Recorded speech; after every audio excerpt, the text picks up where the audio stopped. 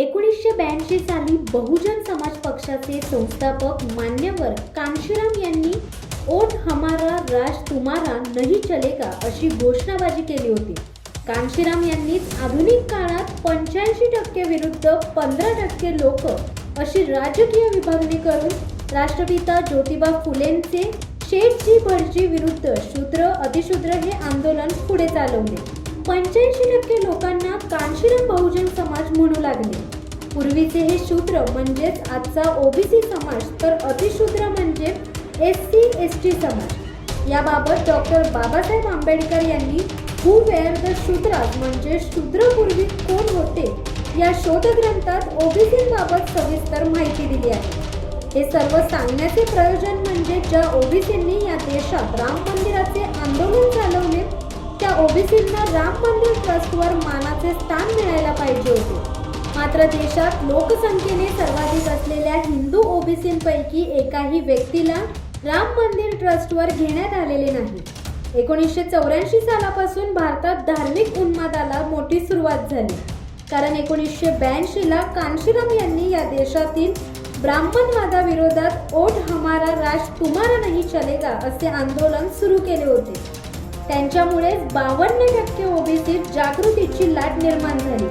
OBC म्हणजे कुणबी, नाभिक, शिंपी, धनगर, कुणबी, मराठा, आगरी, भंडारी, लोहार, सुतार, गवळी आदी 18 पगड जातीत विभागलेला शेतकरी बहुजन समाज होय. 1984 सालानंतर टीव्हीवर रामायण ही मालिका सुरू करण्यात आली. त्यानंतर दूरदर्शनवर महाभारत ही मालिका सुरू झाली. यामागे भविष्यात भाजपाला सत्तास्थानी आणण्याचे षडयंत्र होते. 1984 साली प्रदर्शित झालेल्या आज काय एमएलए राम अवतार या राजेश खन्ना अभिनीत चित्रपटात पूर्णपणे काँग्रेसला भ्रष्टाचारी दाखवण्यात आले आहे.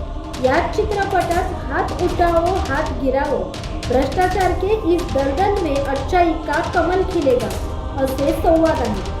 प्रचार प्रसार मीडियाला सोबत घेऊन चारही बाजूने भाजपला प्रस्थापित करण्याचे प्रयत्न सुरू होते. त्यातच भूमिपुत्रांची संघटना म्हणून प्रसिद्ध असलेल्या आक्रमक शिवसेनेला सोबत घेण्यात आले. प्रबोधनकार ठाकरेंची बहुजनवादी विचारधारा बाजूला सारून आरएसएसची उजवी विचारधारा शिवसेनेच्या गळी उतरवण्यात आली.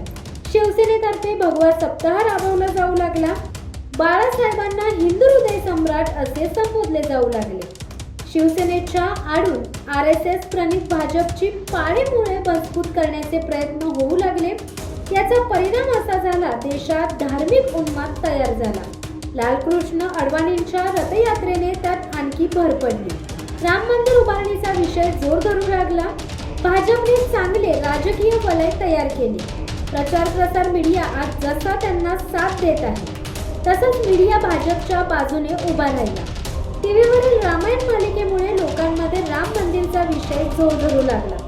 देशात लोकसंख्येने सर्वाधिक असलेला ओबीसी वर्ग राम मंदिर उभारणीच्या आंदोलनात सहभागी झाला. ओबीसींनी त्यांच्यासाठी असलेल्या मंडल आयोगाकडे दुर्लक्ष केले. ओबीसी भाजपच्या मंदिरासाठी उभ्या राहिलेल्या कमंडल आंदोलनात सहभागी झाले. या आंदोलनाची नुकतीच वंचित बहुजन आघाडीचे अध्यक्ष ॲडव्होकेट प्रकाश आंबेडकर यांनी संविधान सभेत ओबीसी नेत्यांचे वस्त्रहरण करताना आठवण करून दिली होती.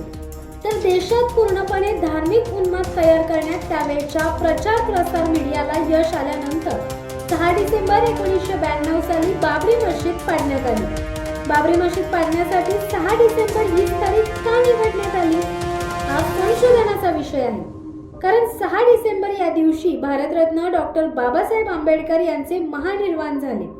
हा समस्त भारतीयांसाठी दुःखाचा दिवस आहे. असे असताना बाबरी पाडल्याचा आनंद कोण साजरा करतो हा मुद्दाही विचारात घेतला पाहिजे. बाबरी पाडल्यानंतर उत्तर प्रदेशमध्ये भाजपची सत्ता यायला पाहिजे होती. कारण उत्तर प्रदेशमध्ये भाजपची सत्ता आणि केंद्रात काँग्रेसची सत्ता असताना बाबरी पाडण्यात आली. मात्र झाले उलटे. ईव्हीएम मशीन नसल्यामुळे उत्तर प्रदेशमध्ये भाजपची सत्ता जाऊन मुलायम यांच्या समाजवादी पक्षाची व कांशीराम यांच्या बहुजन समाज पक्षाची सत्ता आली. राम मंदिर हा उत्तर प्रदेशातील जनतेच्या आस्थेचा प्रश्न असतानाही जनतेने भाजपला दूर सारून सपा आणि बसपा यांच्याकडे सत्ता दिली. बाबरी पतनानंतर देशभरात हिंदू मुस्लिम जातीय दंगे उसळले. देशाची करोडो रुपयांची हानी झाली. दंगलीनंतर मुंबईत साखळी बॉम्बस्फोट झाले. इथून पुढे देशभरात मुस्लिम दहशतवाद सुरू झाला. बाबरी पाडण्याआधी या देशात मुस्लिम दहशतवाद नव्हता, तर शीख दहशतवाद होता. मात्र तोही 90 पर्यंत. हा शीख दहशतवाद देशभरातून त्यावेळेचे पोलीस अधिकारी जुलिओ फ्रान्सिस रिबेरो यांनी संपवला. तर अशी ही राम मंदिराबाबत जनमत तयार करण्याची भाजपच्या खेळीची कहाणी आहे. 22 जानेवारी रोजी राम मंदिराचे उद्घाटन होत आहे. त्यामुळे यापुढे आता प्रचार प्रसार मीडियातून फक्त राम मंदिर हाच विषय हाती घेतला जाणार आहे. प्रचंड धार्मिक वातावरण भाजपच्या फायद्यासाठी तयार केले जाईल. या धार्मिक उन्मादात अयोध्येतील श्रीराम मंदिराच्या आडून देशातील बेकारी, बेरोजगारी, महागाई, ईव्हीएम, खासगीकरण, पेट्रोल डिझेलचे वाढते दर, स्वयंपाकघरातील गॅस सिलेंडरच्या वाढत्या किमती आणि त्याची खाल्लेली सबसिडी, भ्रष्टाचार, कोरोना काळातील हिशोब न दिलेला पीएम केअर फंड, जातीय धार्मिक वाद, मॉब लिंचिंग, महाराष्ट्रातील महाविकास आघाडी सरकारची पाडापाडी, शिवसेना राष्ट्रवादी पक्ष फोडणे यांसह अनेक मुद्द्यांकडून जनतेचे लक्ष विचलित करायचे आहे. तशी तयारी सुरू झाली आहे. जय श्रीराम. शिवसत्ता टाइम्ससाठी प्रवीण कोळापटे, नवी मुंबई. दे धडक बेधडक वृत्त देणाऱ्या आपल्या शिवसत्ता टाइम्स न्यूज चॅनलला लाल बटन दाबून सबस्क्राईब करा आणि बेल आयकॉनला क्लिक करायला विसरू नका.